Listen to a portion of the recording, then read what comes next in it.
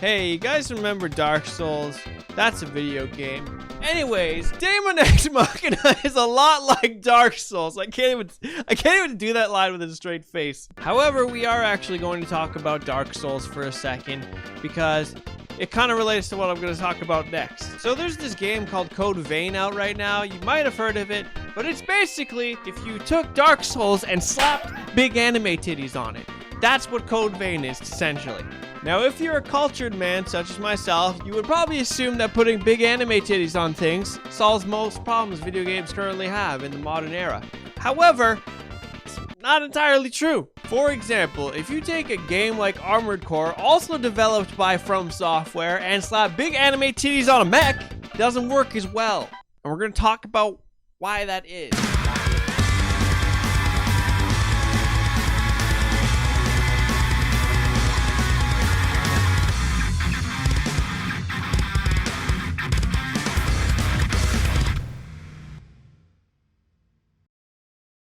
What's up, guys? So given this is my first video game review on the channel, I would like to put forward a format that I would like to use now and in the future. So how this review will be structured is in a best to worst type of format, where I'll talk about the things I like most about the game first, and then diving more into the elements that I thought were a bit lackluster. And then the video will end on some type of summary or final thoughts section.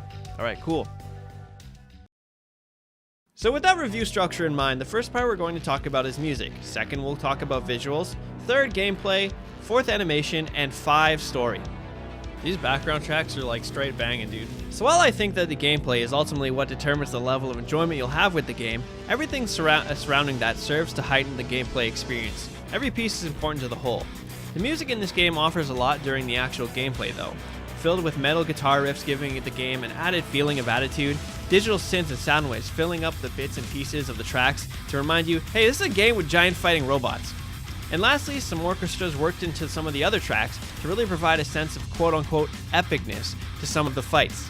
If you decide you don't want to play this game, I would at least suggest checking out the official soundtrack for it. It's available on Spotify in Canada, at least for me, and I'll leave a link to it in the description below. I'm sure you can find it on YouTube, of course, also though. There are some legit bangers in this soundtrack that I have added to my unironically epic playlist, so I highly suggest giving it a listen.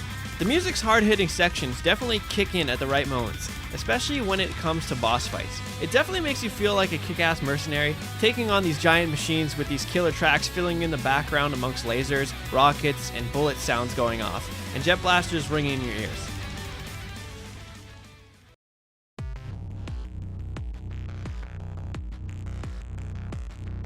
I put visuals second because the anime aesthetic in combination with the dark and gritty texturization on the mechs clashes really well. The bright visual effects such as the jet blasters, gun flares, and explosions really pop out when set against the cel-shaded lining on your mech and the more tame environment design they went with for this game. I have to say though that some of these character designs feel grossly uninspired. Some early examples you'll see of this being Heaven, Abyss, and Painkiller's designs. Although drastically different, they feel very much the same in how phoned in their designs look. Heaven and Abyss look like the most cliche, emo-crazy princess anime-type girls. Nothing about their designs suggests they take part in any type of warfare or combat. They stand out, and not in a good way. Standout characters in anime is pretty common, but they just look insanely out of place. Painkiller, well, he just looks like they threw him together in the character creation system, which also really bothers me. Characters involved in the story and interacting with your character I think should be unique and not look like I could basically remake them if I wanted to in the character creation system.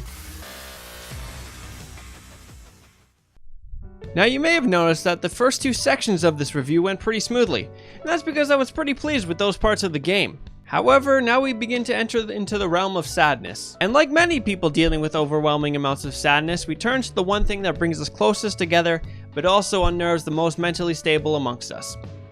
Comedy. When it comes to how I feel about the gameplay of Daemon X Machina, the conversation goes very similarly to how when your parents found out you've been smoking weed with your friends after school. What I'm trying to say is that I'm not mad, I'm just disappointed.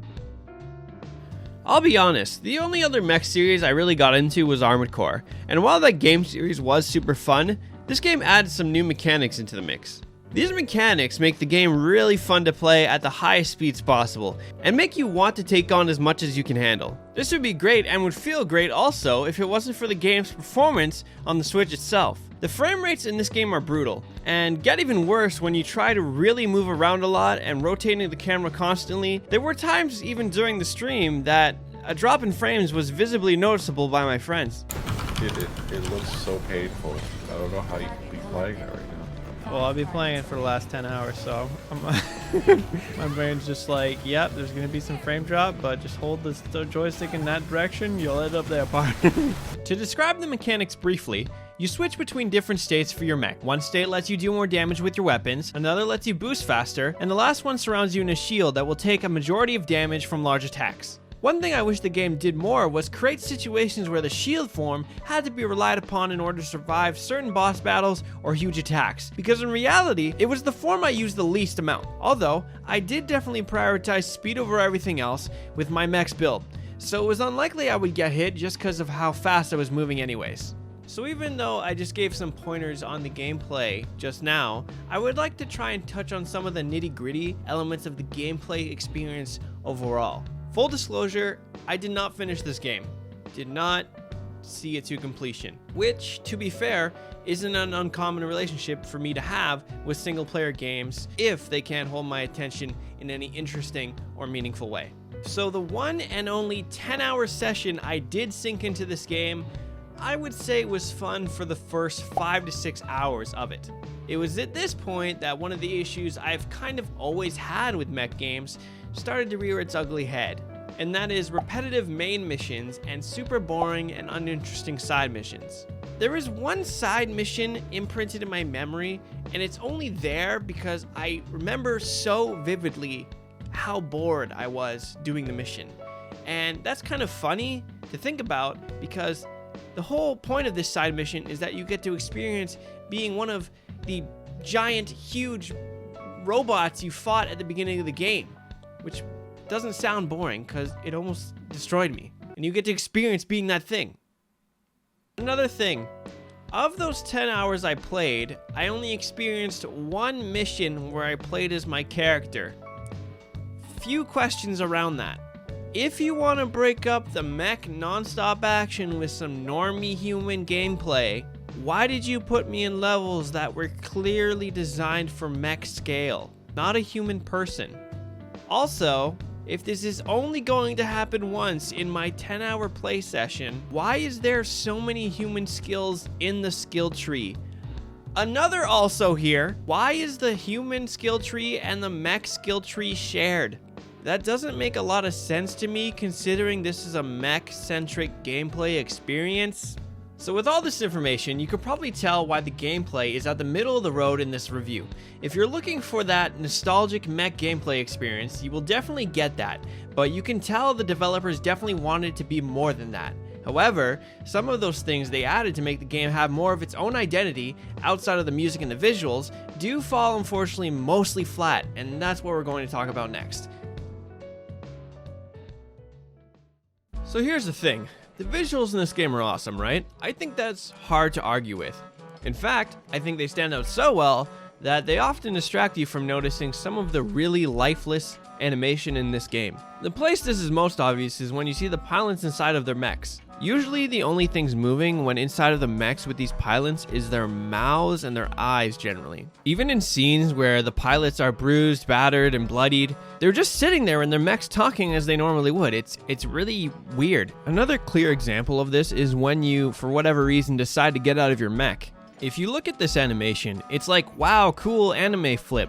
But then you'll notice the character doesn't actually speed up at all when falling to the ground, which communicates the character is essentially a weightless object. The only thing that saves this again is the visuals when you touch down on the ground.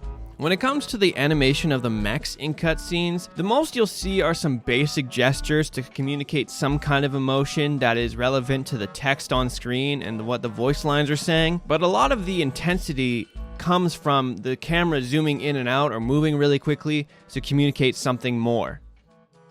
So yeah, that's really all I had to say here. I guess we can move on to the last bit now. And now, I will present to you perhaps the most deep, meaningful, relatable, the most emotionally charged and human statement ever made in video games. the magnifique or some shit. The Pierre Resistance of storytelling in video games. The best line to ever be delivered in a video game. I present that to you now. Witness and behold the magic. I happen to like ice cream. There's a new flavor here I've been wanting to try. It's difficult for a man in my position to come here alone. Okay then.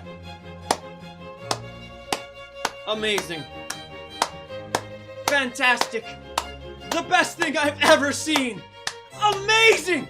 Oh my god! Whew, man, where to start with the story? Honestly, I don't know, but I'll give it my best try anyways. I want to say that the voice acting in this game is just so bad, but at the same time, I really feel like the English voice actors had very, very little to work with here. Maybe it's due to poor translation, maybe the writing for this game was just genuinely that bad. Either way, it's not good, like at all.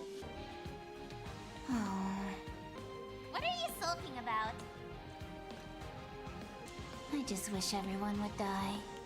What? What is with these fucking characters? They're all dog shit. Abyss and I will break you if your feeble little man brain gets corrupted.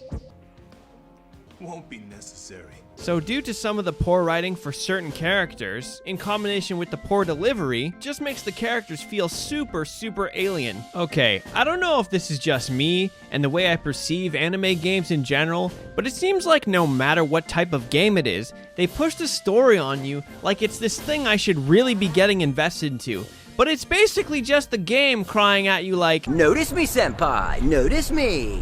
alright, you got my attention, we're holding hands, we're doing the whole thing, but now it seems like your personality sucks, your plot's confusing, and I'm missing a lot of context for all these cutscenes that you seem to make me want to think are important, but I have no idea what led us to this point. Spoiler alert, I guess, for the scene about the show, but honestly, it happens really randomly and seemingly has no effect on the story going forward, so yeah. I'm sick and tired of your showboating, rookie. Other mercenaries, people I respect, keep telling me you're incredible. Like I don't know that already. What Way the fuck? They gush about your service record. 4. I'm ejecting my firearms and switching to blade weaponry.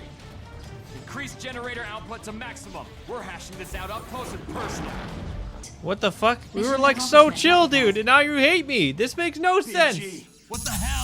Oh, also, there will be times when you are at odds with other mercenaries and they'll show up during missions to interfere with what you're doing and you'll have to fight them. But then 1 or 2 missions later, you'll be okay again and be on a mission together again. It doesn't make any sense. Like, yes, on one hand, I understand that they're mercenaries and a job is a job, but on the other hand, it makes them feel like they're not even human and they have no emotions, and therefore, you could have just put any character at odds with me in that mission, and it would have been the same experience. So, the end result of that is, it just makes the mission feel like it's not as important after all. Oh, and remember how that guy, Johnny G, just kind of like admitted he hated me out of nowhere? Well, guess what? This next part I'm about to show you happens in the exact same scene.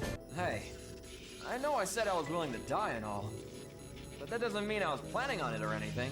The story's dog shit. PG. Jesus Christ. So yeah, I guess due to the bad writing, the game feels like it has no narrative cohesion and these dramatic scenes, quote unquote, just kind of happen randomly. In combination with the super cringe characters, yeah, bad story.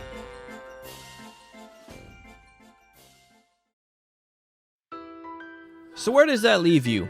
Well, it's hard to say. I think most games are worth giving a shot, but at the right price. Do I think this game is worth picking up at full price?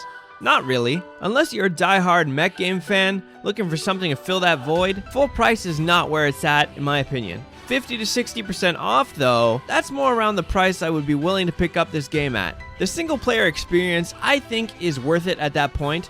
There is some multiplayer elements, but given mech games are already kind of niche, and also considering this is exclusive to the Switch, well, let's just say I don't think you're going to find large amounts of people to co-op with. These are just my thoughts though, and I do encourage you to watch multiple reviews to get different perspectives and opinions on the game. All gamers have different tastes after all, and there could be something in a different review you learn that really makes you interested in picking up this title that you didn't learn here. So in summary, is it fun? Sort of. Is it worth full price? Not really.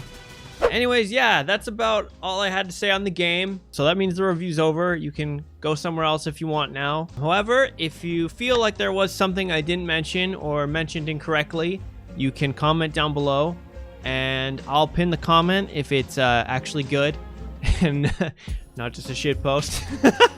So yeah, thanks for watching. Appreciate it. If you liked the video, give it a like. If you didn't, dislike it also. And consider dropping a sub if you thought the video wasn't total garbage. Cool. For all the people that do watch my videos, love you a long time. Big sucky. You know how it is. Hugs and kisses. I'll catch you later. I'm out. Peace. Bye.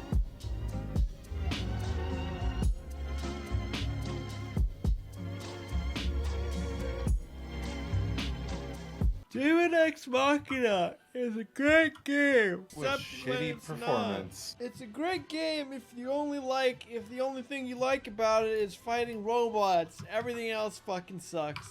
If you like the mech stuff, that's cool, but everything surrounding the mech stuff, it's just shit.